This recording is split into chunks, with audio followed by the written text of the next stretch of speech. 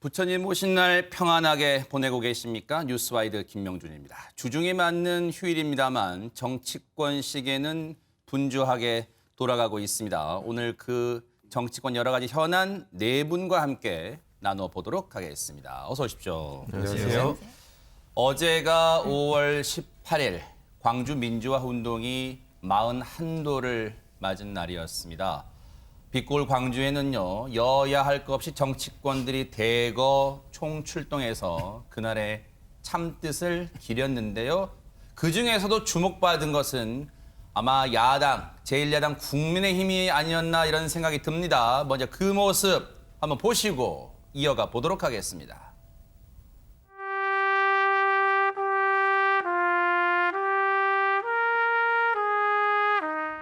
역사 이름으로 광주 이름으로 요구합니다.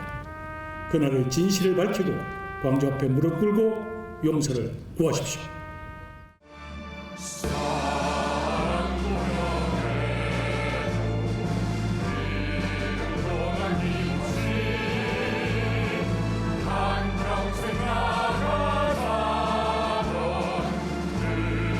오늘 또 공식 행사에 우리 국민의힘을 대표해서 온 자리여서 감회가 더 남다르고 희생당하고 아픔당하고 계신 많은 유족들에게 진심으로 죄송하다는 말씀을 사죄의 말씀 다시 한번 올립니다. 앞서도 말씀드렸습니다만 권상희 평론가님, 사실 5.18 광주 민주화운동 기념식에서 제1야당 국민의힘, 과거 여러 가지 또 당의 이름을 불렸습니다만 국민의힘 인사가 저곳에서 임을 위한 행진곡을 부르는 것, 재창한 것은 앞서 여러 차례 있었습니다만 김기현 원내대표의 저 팔을 흔들면서 부르는 모습 아마 제 기억은 처음 아닌가 싶어요. 굉장히 적극적으로 불렀죠. 지금 알려진 보도에 따르면 김기현 원내대표가 이 임을 위한 행진곡을 부르기 위해서 며칠 동안 남몰래 연습까지도 했다고 합니다. 네. 굉장히 기존에 볼 수 없었던 모습이 지금 장면이 연출이 된 건데 네. 일단 김종인 비대위원장의 무릎 사과, 무릎 사죄가 저는 주요한 계기를 마련해 줬다고 생각을 해요. 일종의 전환점이 됐다. 그렇죠. 네. 그리고 국민의힘의 어떤 체질 개선을 위해서 김종인 위원장이 노력한 부분에 대해서는 전 인정을 해야 된다고 생각하는데 네. 그 부분이 주요했다라는 생각이 들고요. 일단 김기현 원내대표의 저런 모습 외에도 이전에 추모제에서 유족회가 보수 정당의 정치인을 공식 초청한 적이 전혀 없었습니다. 아하. 근데 이번에 성일종 의원 그리고 정운천 의원이 공식 초청받아서 유족의 손을 잡는 그런 장면도 보여졌어요. 네. 상당히 그 이전에 볼 수 없었던 장면들이 연출이 됐던 거고요. 네. 그리고 그 이전 모습을 또 한 번 더 제가 언급을 할 필요가 있어 보이는데 네네. 일단 전두환 전 대통령 이 사자 명예훼손 혐의로 지금 항소심이 진행되고 있는 상황 그렇죠. 아닙니까? 네네. 첫 번째 재판이 열렸을 때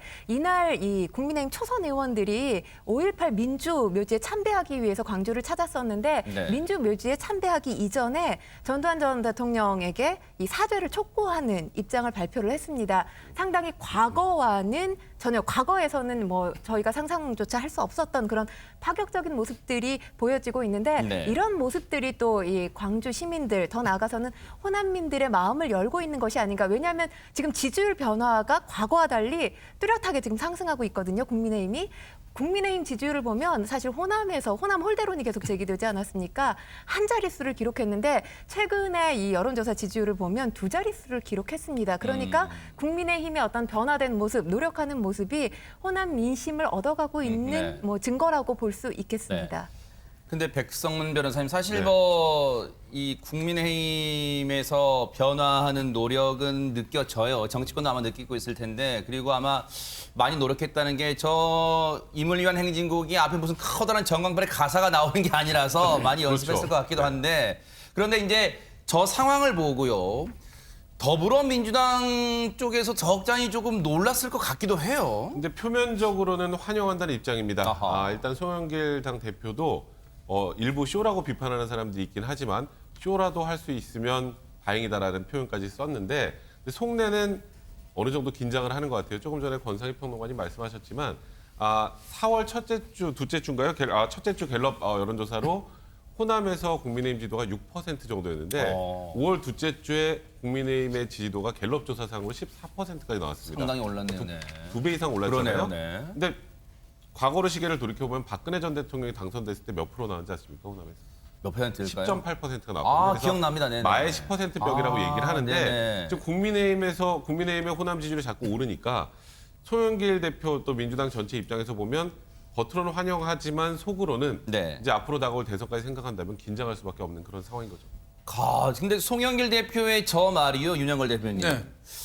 쇼라도 할 수 있는 건 진짜다. 이게 칭찬인 듯 뭔가 폄하하는 듯 아리송합니다만 물론 중요한 건 저 국민의힘의 저런 변화하려는 모습을 받아들이는 호남 민심 아닐까 싶어요. 그렇죠. 뭐 송영길 대표의 말은 반은 칭찬이고 반은 비아냥이라고 봐야죠. 네. 쇼라도 할 수 있어서 다행이다 했는데 그동안은 쇼도 안 했거든요. 예를 들면 5.18 그 추모제면은 일반으로 말하면 제사 지내는 날이잖아요. 네. 그러면 거기서 그 룰에 따라서 같이 행동을 해야죠. 네. 근데 임을 위한 행진곡을 뭐 합창이냐 재창이냐 네. 뭐 이런 거 갖고 또 어색하게 연출하고 그러다가 네. 물병도 맞고 황교안 대표가 그랬잖아요. 네. 그러니까 너무 또 막말도 하고 그래서 저는 지금이라도 국민의힘이 겉모습이라도 저렇게 보여주기로 한 게 굉장히 잘하는 거다. 5.18에 대해서는 저는 전 국민이 다 참여하고 다 죄인이라고 생각해야 된다고 봐요. 네. 저도 80년도에 5.18 때 그때 5.18이 일요일이었습니다. 네. 그때 초파일이 3일 후에 수요일이었어요. 그때 초파일 날 제가 이제 광주에서 마산으로 가는 도로 갑자기 차단하는 거 하라고 해서 갔던 생각이 나요. 네. 그때 왜 가는지도 몰랐거든요. 지금 생각하니까 그것도 굉장히 가슴 아프고 그러겠네요. 아무것도 모르고 했다. 네. 그때 뭐 폭도가 뭐 일어났다는 말만 들었거든요. 네. 그래서 지나간 생각이지만 모두가 다 죄인이고 참여한다는 생각으로 생각해야 되고 네. 여기서 주는 시대 정신이 민주주의의 확립 또 하나는 화합이죠. 용서하고 진상 규명 아직도 발포자가 안 나왔잖아요. 지금이라도 마지막까지 더 해야 되고 용서하고 그리고 참여하고 이런 거를 위해서는 앞으로 국민의힘도 더 좀 진정성 있게 나가면은 호남 민심도 화끈하게 전략적으로 밀어주지 않겠느냐. 뭐 이순신 장군도 얘기했잖아요. 네. 양무 호남 시무 국가. 호남이 없으면 나라가 없다 네. 얘기했잖아요. 네. 호남만 있어도 안 되지만 네. 호남 없이는 우리나라가 될 수 없으니까 네. 전 국민을 다 아끼는 차원에서 정당 계파 차원 구별 없이 5.18에 대해서는 좀 따뜻한 마음을 좀 가져야 된다 이런 생각입니다.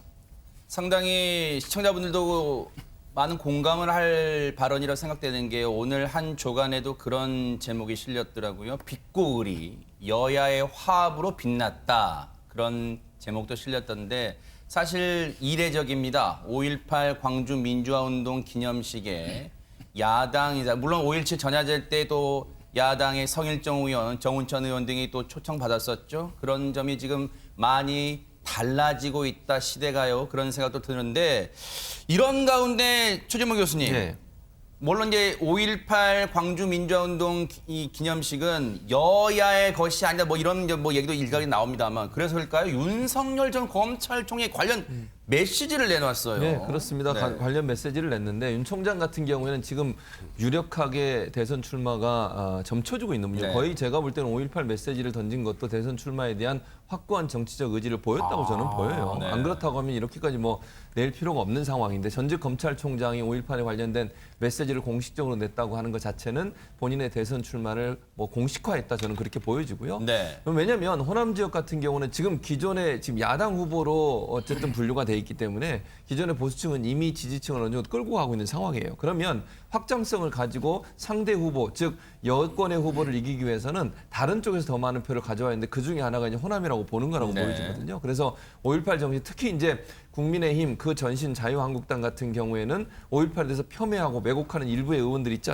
않았습니까? 또 그런 의원들을 제대로 처벌을 안 하고 그리고 넘어가 버렸어요. 그러다 보니까 비판이 많은 상황에서 본인이 야권의 후보로 서면서 중도까지 끌어안고 또 호남에 있는 분들까지 끌어안기 위해서는 결국 5.18에 대한 명확한 입장을 밝히는 게 필요하다고 생각했을 겁니다. 왜냐하면 5.18에 대한 입장을 밝히지 않으면 이분이 과연 거기에 대해서 어떻게 생각하나 이런 의문과 의심이 생길 수밖에 없는 상황이에요. 또 혹시나 앞으로 어떻게 될지 모르겠습니다. 국민의힘에 합당을 하거나 하면 국민의힘의 후보로 추대가 됐을 경우에 그 문제가 계속 논란이 될 수 있기 때문에 이번 기회에 아예 그 문제를 선을 긋고 가겠다고 하는 의지가 있는 거 아니냐. 그래서 아마 5.18 관련된 메시지를 낸 게 아닌가 이런 생각이 듭니다.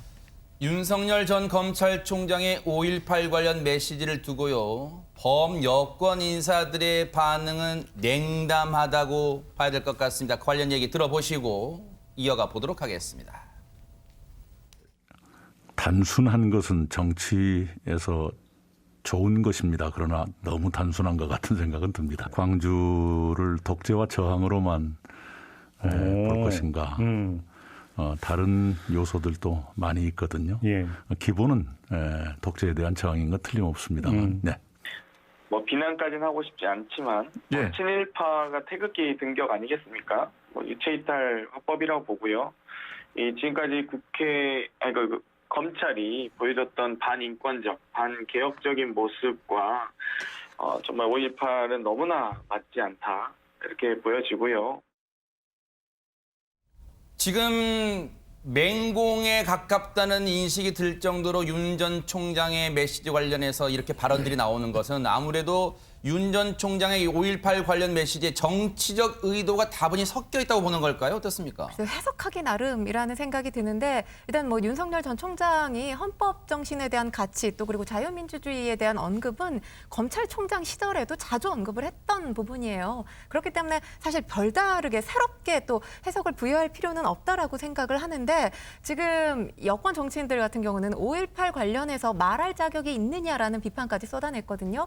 저는 이 부분에 대해서 조금 긍정하기가 어려운데 네. 말할 자격을 갖고 있는 사람이 그렇다면 누구죠? 우리 국민 모두는 5.18 정신에 대해서 말할 자격이 있습니다. 윤석열 전 총장도 야권 대선 후보로 지금 분류되는 정치권 인사라고 이제는 얘기할 수도 있는 인사죠. 그렇기는 하지만 네. 국민 중에 한 사람이에요. 그리고 중요한 건 뭐 윤석열 전 총장 하면 대학 시절에 유명한 일화가 있지 않습니까? 이 모의 재판에서 5.18 관련 모의 재판에서 전두환 씨에게 사형을 구형했어요. 그래서 학교 생활을 제대로 할 수 없어서 3개월 동안 이 강원도에 있는 사찰을 전전할 수밖에 없었다고 하잖아요. 그러니까 그 당시 대학생 윤석열이 가지고 있던 어떤 5.18 시대 정신은 지금 검찰을 나온 이후에도 전 계속되고 있다라고 생각을 하고 있거든요. 그런데 일단 뭐 야권이 아닌 여권에서는 윤석열 총장에 대해서 가시돋친 발언을 할 수밖에 없는 것이 일단 지지율이 상당히 높아요. 공고한 편이고 지금 이재명 지사 그리고 이낙연 전 대표와 1대1 구도로 여론조사를 해도 우위에 점하고 있는 그런 상황입니다. 그렇다 보니까 저는 뭐 의도적으로 비판의 발언들을 쏟아냈다라고 보여지고요. 일단 그런 비판의 발언들이 계속되면 계속될수록 윤석열 총장의 맷집을 키워준 건 여권 정치인들이라는 분석이 지난해부터 나왔거든요. 네. 맷집이 더 커질 수밖에 없다는 걸 여권 정치인들이 좀 알았으면 저는 좋겠습니다. 아니 그렇다면 백성문 변호사님. 네.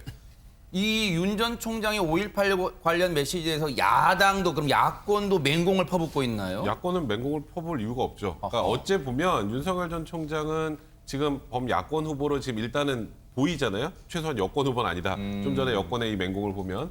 이제 그러니까 야권에서는 사실 윤 전 총장의 발언에 대해서 감싸는 발언을 내놓을 수밖에 없는 것이고, 그러니까 예를 들어서 조경태 국민의힘 의원 같은 경우 아니 그 윤 총장 한마디에 뭐 다들 너무나 당연히 한 걸 돌맞은 벌집처럼 이렇게 계속 말을 쏟아낸다 이런 취지의 얘기를 하고 있는데 네. 조금 전에 권평론가님 말씀하셨던 것처럼 윤 총장이 발언한 이 5.18 관련 발언은 윤석열 총장이 대학 시절부터 쭉 있었던 말이고요. 했던 행동이고 또 검찰 당시에도 이 관련된 발언들을 비슷하게 한 적이 있어요. 그러니까 특별히 변화가 있는 건 아닌데 그러니까 일단 야권에서는 뭐 당연히 윤석열 총장을 보호해야 된다는 입장이지만 여권이 너무 이렇게 공격을 하는 건 사실 공격을 할 때마다 이에 반대급부로 윤석열 총장의 지지율이 계속 올랐던 이 전례를 본다면 여권에서도 전략을 분명히 좀 어느 정도는 세워야 되지 않을까 생각이 듭니다. 아하. 그러면서 이제 하태경 국민의힘 의원 같은 경우는 SNS에 5.18 정신 지금 나옵니다만 5.18 정신이 민주당만의 것인가? 그러면서 이게 민주당이 독식할 것인가? 민주당만 5.18 정신을 계승할 수 있는 자격이 있는 것인가? 이렇게 반문하기도 했습니다. 이런 가운데요, 참 주목되는 게요, 윤 전 총장에 대해서 북한까지 뭔가 비아냥거리고 나섰단 말이에요. 그런데 지금 북한의 대외 선전 매체에 보면은 뭔가 윤 전 총장에 대해서 뭔가 폄하하는 그런 메시지를 내놨습니다. 네, 상당히 비난을 세게 했죠. 네. 그것도 뭐 그 대외 매체만 했거든요. 그러니까 북한 내부 주민들은 볼 수 없는 겁니다. 대외 매체만 했고 그것도 그냥 읽고 뭐 그런 게 아니라 상황극처럼 상황극 뭐 개그 프로그램처럼 했어요. 네. 북한으로 봐서는 굉장히 그 재밌게 하려고 노력을 많이 했는데 저렇게 해서 이제 주목도를 높이려고 하고 윤 전 총장에 대해서 비난 수위를 높이는 거 그 이유는 저는 뭐 지금 대권 지지율 윤석열 총장이 이재명 지사하고 뭐 1, 2위를 다투니까 네. 뭐 가장 유력하니까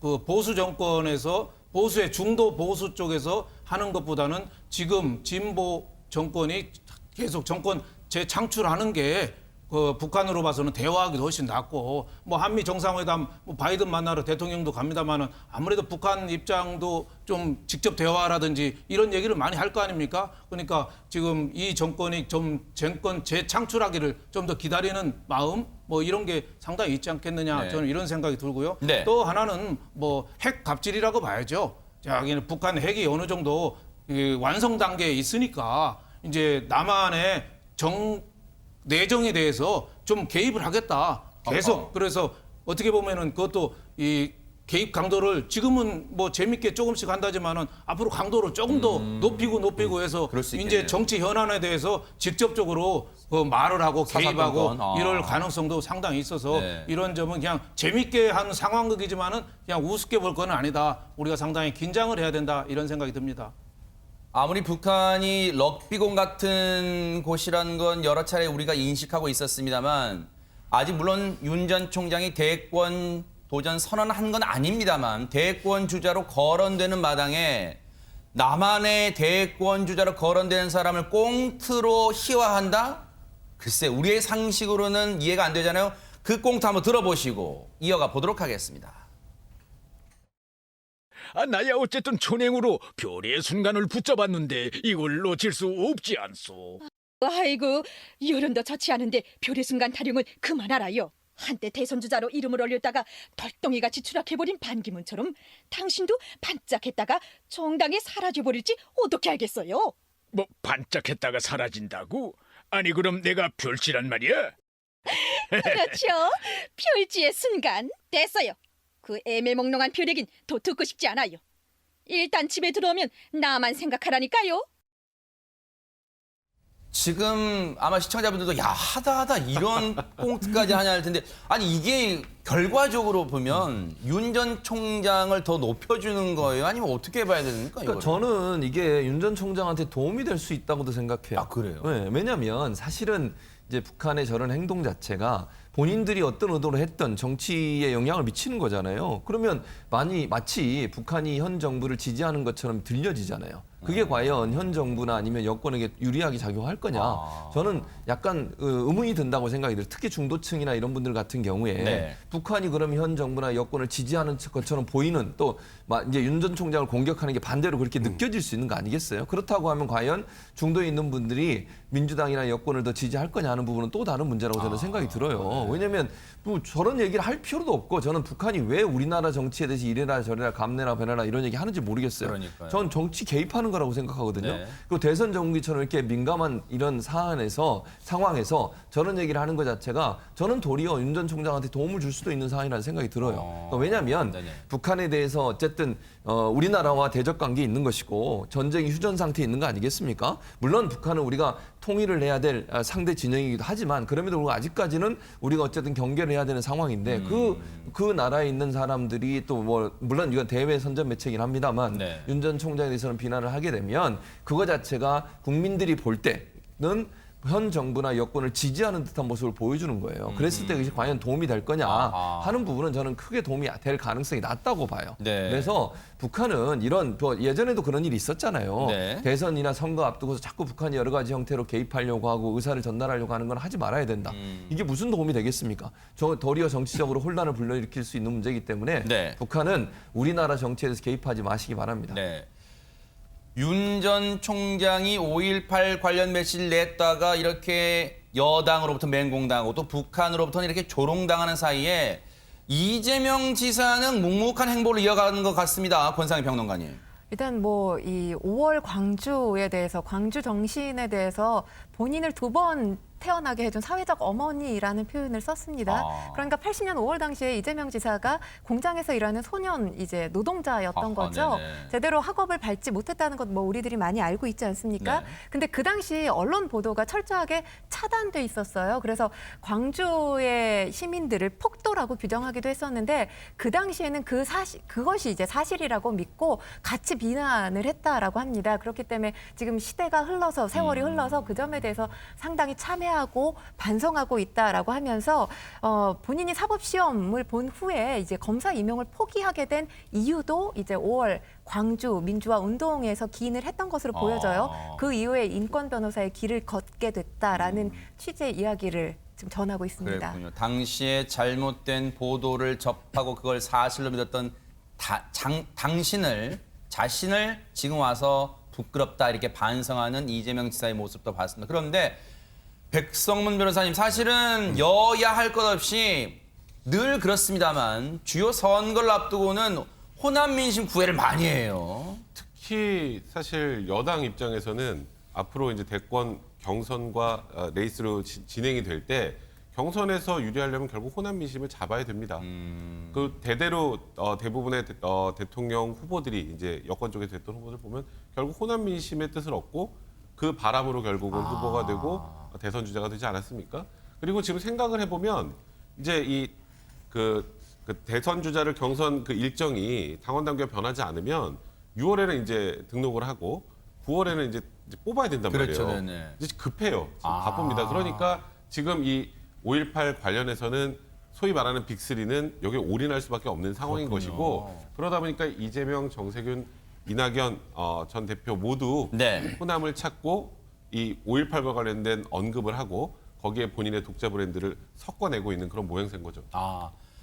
얘기 들어보니까 5.18 기념식을 기점으로 각 당의 여야 할 것 없이 대선 주자들의 발걸음이 빨라지는 분위기인데, 일단 여당 상황을 보면 당내에서 대선 경선 연기론이 지금 나오고 있는 것 같아요. 네. 뭐 지금 연기론이 나오고 있죠. 제대로 하면은 9월 초에 그 대선 주자가 민주당 결정이 돼야 되거든요. 네, 결정돼야 되는데 뭐 여러 가지 연기론이 나오는 여러 가지가 이유가 있죠. 물론 명분은 11월에 국민의힘이 되는데 2달이 일찍 먼저 가면은 여러 가지 비판이나 비난, 총알바지가 될 가능성이 있다. 과거 노무현 대통령 후보 때도 너무 일찍 돼가지고 그때 뭐 지지율이 거의 1%까지 떨어진 적이 있다. 그러니까 국민의힘 할 때 같이 해야 된다.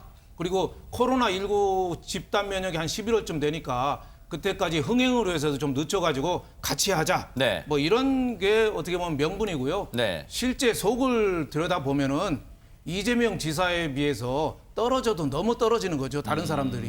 이낙연 그 의원이나 정세균 전 총리가 지지율이 너무 형편없잖아요. 그러니까 지금 과거 우리나라 대통령 선거 역사상 이렇게 큰 차이는 뒤집어 본 적이 노무현 대통령이 이회창 뒤집을 때 그때 이회창 한 30% 가까이 되고 노무현 후보가 1%대 여야가 한번 뒤집은 적이 있거든요. 그때 빼놓고는 저는 거의 없기 때문에 현실적으로는 그 지지율 차이가 나니 한 2달이라도 시간을 벌어서 그 사이에 좀 어떻게 만회를 좀 해보겠다 뭐 이러는데 쉽지는 않죠. 그리고 또 이낙연 전 대표도 그런 얘기 했잖아요. 선수가 어떻게 경기 규칙을 바꾸자고 그러냐. 뭐 말은 내 말로는 못 하는데 그거 어떻게 안 되냐 이 소리죠. 뭐 그러니까 그 바꾸기를 지금 하면은 뭐 9월 달에 하면은 결과는 뭐 아무래도 좀 힘들지 않겠어요? 그런 뭐 복잡한 심리가 있는 거죠. 이재명 지사가 가장 큰 이유가 친문이 아니고 또 문재인 대통령한테 별로 신세진 사람이 아니라는 게 가장 큰 이유 중에 하나다. 저는 이렇게 생각합니다. 민주당 내 대선 경선 연기론 그 고개를 넘으려면 복잡한 방정식의 그 변수가 지금 여론조사상의 1위를 달리는 이재명 지사가 받아들이냐 마냐 그거에 달리지 않았습니까? 그렇죠. 뭐 사실 이게 합의가 되려면 1위를 달리고 있는 이재명 지사가 어느 정도 동의를 해줘야 돼요. 그렇지 않고 이걸 바꾸는 건 상당히 큰 혼란일 수밖에 없고요. 그래서 원칙으로 가는 게 중요하다고 얘기할 수밖에 없는 상황인 거죠. 그러니까 후발 주자 입장이나 쫓아가는 입장에 있는 분들은 시간을 좀 더 벌기 위해서 연기하는 걸 원하시겠죠. 그러나 앞에 나가는 사람 입장에서는 원칙이 있는데 그 원칙을 어기고서 이렇게 하는 게 맞느냐라고 반론을 펼 수밖에 없어요. 그러면 어떻게 되겠습니까? 분란이 일어날 수밖에 없어요. 개파 싸움이 수면으로 떠오를 수밖에 없고요. 대선을 앞두고서 경선 과정에서 이런 계파 싸움이 불거지게 되면 이러면 이제 거의 다 같이 죽는 거예요. 제 표현을 좀 심하게 했습니다만 그래서 저는 이런 분란이 일어날 수 있는 소지가 있다고 하면 연기하면 안 된다고 생각합니다. 정말 아까 말씀하신 것처럼 이재명 지사가 동의해서 이게 연기가 된다고 하면 그건 가능한 일이지만 이재명 지사가 반대하는 입장에서 이걸 당원 당규에 이미 그렇게 하기로 돼 있는 거예요. 원칙이 세워져 있는 걸 바꿀 때는 모든 사람의 합의를 안 해주면 불가능한 겁니다. 이거는. 그런데 이거를 뭐 억지로 하려고 하는 것 자체가 저는 민주당 내에 정말 어려움을 불러오는 일이다. 절대로 이건 해서는 안 되는 일이라는 생각이 들어요. 그렇지 않아도 이재명 지사가 지금 친문 진영으로부터 아직까지도 물론 일부입니다만 공격받고 있는 상황이에요. 이런 상황에서 이 문제가 불거지면요. 친문과 비문의 갈등이 얼마나 극대화되겠습니까? 그게 대선을 얼마 앞두지 않은 민주당에게 무슨 도움이 될지 이런 주장을 하시는 분들은 그 고민을 깊이 하셔야 된다. 그렇지 않으면 박빙으로 갈 수밖에 없는 대선에서 민주당이 승리하는데 상당히 역효과를 가져올 수 있다는 점도 기억하셔야 됩니다. 이런 가운데 야당 얘기 좀 해보겠습니다. 국민의힘 얘기를 해볼 텐데요. 지금 국민의힘 내부에서는 여러 가지 현안이 있습니다. 그중에 제일 지금 뜨거운 게 권상희 평론가님, 지금은 무소속 의원 상태입니다만 홍준표 의원의 복당 지금 여부예요. 그렇죠. 여기에 대해서 지금 찬반 양론이 나눠져 있습니다. 그러니까 중진급 의원들 같은 경우는 원래 우리 인사였고 중요한 이 보수 진영의 정치 자산인데 복당해야 된다라는 의견이 지배적인 것 같고요. 그리고 초선 의원들 같은 경우는 사실 중도층을 끌어안는데 지금 당이 변화해야 된다 이런 목소리를 내고 있지 않습니까? 중도층을 끌어안기에는 지금 홍준표 의원이 가지고 있는 정치인으로서의 이미지가 강성보수 이미지가 상당히 강합니다. 그렇기 때문에 당의 플러스 요인이 아니라 마이너스 요인이 될 것이기 때문에 특히나 지금 당권 도전의 목소리를 낸 김웅 의원 같은 경우는 굉장히 반대하고 있는 그런 상황이죠. 그런데 또 젊은 정치인인 이준석 최고위원의 입장은 또 달라요. 왜냐하면 이 당의 인사가 아닌 안철수 국민의당 대표와 지금 합당 논의 목소리가 계속 나오고 있는 상황이고 윤석열 전 총장에 대해서 러브콜을 보내는 중진 의원들도 상당히 많지 않습니까?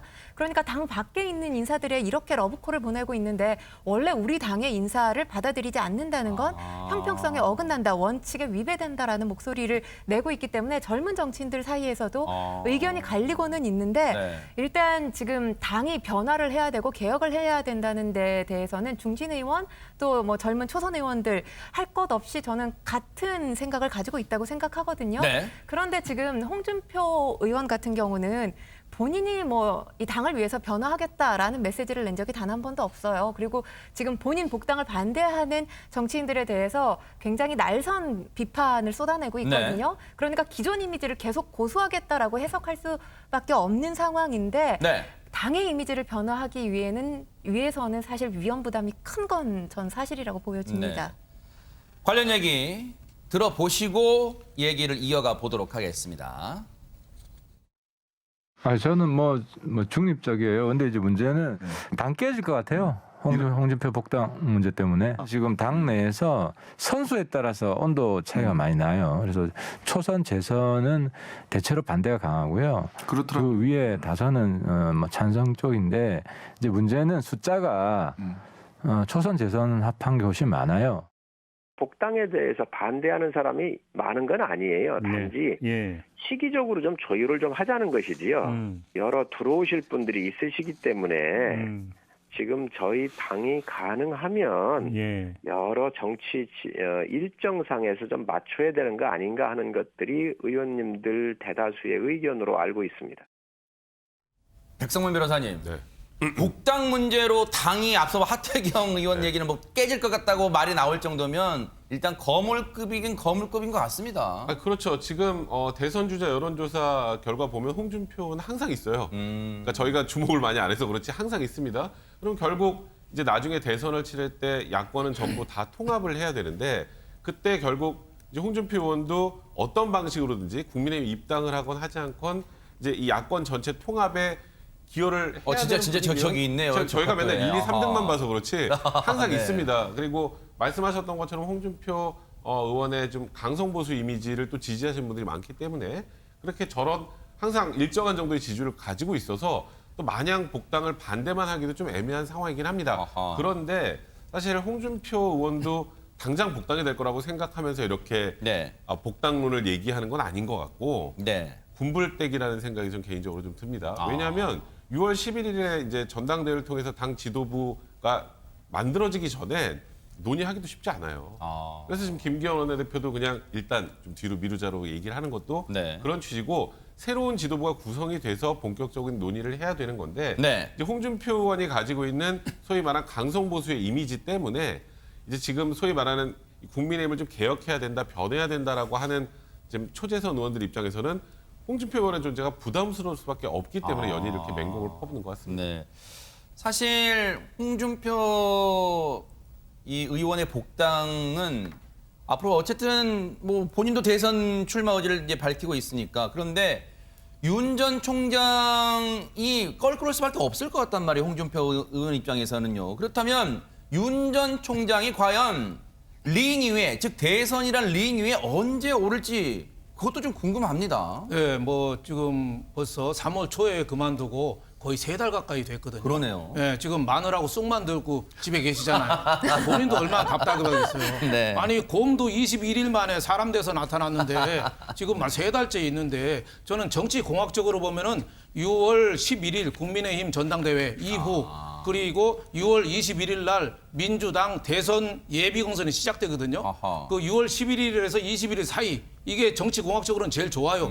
그때 어수선하고 새로운 대권 출발할 때가 열차가 출발할 때. 근데 저는 민심을 보고 가야 된다고 봐요. 국민들은 지금 궁금하거든요. 네. 도대체 정치를 하겠다는 건지 안 하겠다는 건지 지금 궁금하잖아요. 저는 민심을 보고 전공법으로 지금 내일이라도 당장 네. 정치하려면 확실히 선언하고 네. 저는 이렇게 세상을 바꾸겠습니다. 지금 시대 정신은 이겁니다 해가지고 분명하게 해야 된다. 네. 국민들이 주식시장에서 제일 싫어하는 게 안개 장세거든요. 아하. 국민들은 보일 듯 안 보일 듯 하는 게 오래가면 이제 싫어합니다. 네. 국민들을 똑바로 보고 전공법으로 나는 이렇게 하겠습니다. 네. 이거 해야지 정치공학적으로 좀 따지지 말아달라. 네. 이런 말씀을 좀 드리고 싶습니다. 그래서일까요? 윤 전 총장이 아직 출마 선언하지 않고 있는 이 부분에 대해서는 일각에서는 신기루 같다. 왜냐하면 뭔가 실체가 없다. 그리고 국민에 대한 예의도 아니다. 왜? 대권에 도전한다는 사람이 자신의 비전, 자신의 생각이 무엇인지를 밝히지 않고 있다. 이런 지적도 나오는 것 같습니다. 그렇죠. 아무래도 이제 대선에 출마하려는 건 거의 확실시되고 있고 아까 제가 말씀드린 5.18 메시지 낸 것도 그 연장선상이라고 보는데 국민들은 다 그렇게 생각하고 있는데 본인이 이제 공식적으로 출마 선언을 하지 않고 있어요. 왜냐하면 출마 선언을 하게 되면 이제 검증이 시작이 되는 거거든요. 네. 그리고 다른 어떤 정당과의 관계라든지 역학관계 그다음에 뭐 다른 정당과의 합당이나 뭐 연합 이런 부분들은 이제 고민해야 되는데 그런 부분들에 대한 검증이나 이런 거 전혀 안 되고 있어요. 네. 국민들 입장에서는 만약에 대선에 나올 거면 정말로 국민들의 검증을 받을 게 필요하다. 국민들도 알아야 되잖아요. 윤 전 네. 총장이 검찰총장으로 일했을 때의 모습만 알고 있지 그 외에 다른 어떤 능력과 비전을 갖고 있는지 알 수 없기 때문에 네. 빠른 시간 안에 대선 출마에 대한 선언을 하고 네. 거기에 대해서 국민들이 검증할 수 있는 시간을 가져야 된다. 그렇지 않으면 국민들이 선택하는데 상당히 주저되지 않겠습니까? 이분이 정말 우리의 리더로서 대통령으로서 역할을 할 수 있는 정도의 능력을 갖고 계신지 아닌지를 검증할 시간이 반드시 필요하기 때문에 저는 네. 적절한 시기에 지금 윤 대표님 말씀하신 것처럼 그 시기가 저도 적절하다고 생각해요. 그 정도의 선언을 하시고 적극적으로 나서서 국민들에게 평가받을 수 있는 시간을 갖는 게 필요하다고 아하. 생각을 합니다. 사실 국민의힘 내부에서는요. 지금 대선 주자들 간의 알력 그리고 홍준표 의원의 복당 문제도 첨예합니다만 지금 당권 도전 지금 6월 달에 있을 전당대회 관련해서 당권 도전의 이 싸움도 힘겨루도 거셉니다. 권상희 평론가님 지금 오늘 또 얘기 들어보니까 일단 컷오프 상에서는 초선들의 상당히 좀 이 등장이 유리할 수 있도록 그렇게 좀 룰이 바뀌었더라고요. 50-50으로 지금 정해진 것으로 지금 보도에 나와 있어요. 네. 그러니까 당원의 의견 50%가 들어가는 것이고 그리고 여론조사 50%가 들어가는 것인데 일단 본선 경선 룰은 70-30인 것이죠. 그러니까 지금 여론조사에서 나타나 있는 추이가 또 본선 무대에 가면 달라질 가능성을 배제할 수는 없는데 네. 일단 지금 초선 의원들이 당대표에 도전한 것 자체가 보수정당에서 그 이전에 볼 수 없었던 모습입니다. 저는 여기에 대해서 상당히 긍정적으로 평가를 하고 싶은 것이 이전에 초선 의원들의 목소리가 거의 보수정당에서 나오지 않았어요. 그렇기 때문에 누가 초선 의원인지조차 국민들이 잘 알지 못했었죠. 근데 4.15 이 총선을 계기로 해서 참패하면서 초선 의원들이 다수 국회에 입성하지 않았습니까? 그러면서 목소리가 상당히 커진 것이 주요했다고 보여지고요. 네. 뭐 김은혜 의원이라든지 김웅 의원 그리고 이준석 최고위원 같은 경우는 네. 또 국회의원으로서의 경력이 없는데 여론조사를 보면 지금 결과에서 1위, 뭐 돌풍이라는 그렇죠. 표현까지 쓸 정도 아닙니까? 네. 그렇기 때문에 기존의 어떤 국민의힘, 그러니까 보수 정당이 가지고 있었던 이미지에서 한 단계 도약하고 있다라는 저는 방증이라고 보여지고요. 네. 그리고 일단 이런 모습이 사실 과거의 민주당에서 볼 수 있었던, 기대할 수 있었던 그런 모습인데, 뭐 민주당 같은 경우는 뭐 송영길 대표라든지 또 윤호중 원내대표 예측 가능했던 중진 의원들이 당의 얼굴이 됐습니다. 그러니까 과거의 국민의힘의 모습과 좀 유사하다고, 그러니까 보수 정당의 모습과 유사하다고 볼 수 있는데, 이런 모습에서 탈피했다는 건 굉장히 주요하다고 보여지고요. 그리고 4.7 재보선 결과가 굉장히 의미가 있었다는 생각이 드는 게, 기존 보수 지지층, 전통적인 지지층 외에도 젊은 층이 다수 지지하지 않았습니까? 이런 부분들이 또 계속해서 세를 이어나가고 네. 있는 모습이 아닌가라고 해석할 수 있을 것 같습니다. 네. 당권 경쟁이 치열해지다 보니까 다른 후보를 견제하는 목소리도 그만큼 커지고 있습니다. 관련 얘기 들어보시고 이어가 보도록 하겠습니다. 아이를 기준으로 나이가 많은 사람들 무조건 물러나라. 저는 맞지 않다고 보고요. 그렇게 보면 윤여정 선생 같은 경우도 연세가 70이 넘었어도 저렇게 상을 받으시고. 참고로 윤여정 선생님은 이 젊어서부터 연기를 잘하셨어요. 그 20대 초반에 데뷔작 그 환여로 이미 총용 영화상 여우조연상을 받으셨고요. 그분이 연기를 오래 해서 상을 준 게 아니라고 저는 생각을 하거든요. 솔직히 초선들이 지금 어떻게 보면 2년도 안 됐거든요. 그리고 당을 운영한 경험도 없고 대통령 선거, 지방선거, 총선거 이런 선거들을 한 번도 경험이 없는 분들이 당대표가 돼서 당을 진두지휘하고 상대와 싸운다? 저는 현실성이 없다고 보고. 저희가 뭐 성공한 경험과 경륜이라고 하면은 당연히 흡수하고 배워야 하는 것이겠지만은 특정되지 않거든요. 지금 무슨 경험과 경륜이 부족하다는 것인지에 대해서 저는 뭐 하지 않아도 될 경험이라면은 안 하는 게 오히려 낫습니다.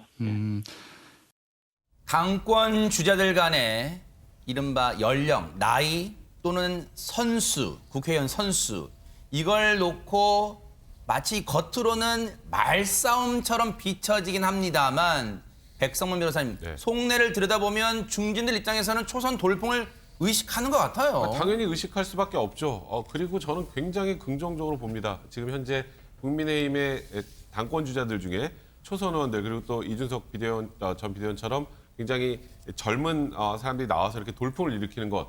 그러니까 국민의힘이 그간의 이미지는 굉장히 소위 꼰대 이미지가 굉장히 강했었단 말이에요. 그러니까 이게 젊은 층을 흡수 못했던 어찌 보면 가장 큰 이유 중에 하나라고 생각하는데 이번에 재보궐선거를 지나면서 이제 젊은 층들의 지지를 많이 얻고 그리고 실제로 이준석 전 최고위원이 얘기하는 것처럼 이번에 오세훈 서울시장이 당선될 때 젊은 층들의 역할을 보고 젊은 층들의 변화가 일어났고 보수를 바라보는 시각의 변화. 그런 변화를 열망하는 모습들에 대해서 지금 어찌 보면 당 중진들 입장에서 약간 위기감을 느낄 수밖에 없겠습니다만 국민들 입장에서 보면은 국민의힘이 변할 수 있나라는 생각을 분명히 준단 말이죠. 그래서 또 일각에서는 지금 중진 의원들과 지금 초선 의원들 간의 이 소위 말하는 말싸움 같은 모양새 이걸 지금 너무 지금 그런 거 할 때가 아니다. 내년 정권을 창출하기 위해서는 지금 우리 내부에 단속을 해야 된다는 얘기를 하지만 저는 이렇게 약간 시끌벅적한 게 국민들의 관심을 더 끈다고 생각을 해요. 저는 지금 현재 국민의 힘의 상황은 굉장히 긍정적으로 바라보고 있습니다. 네.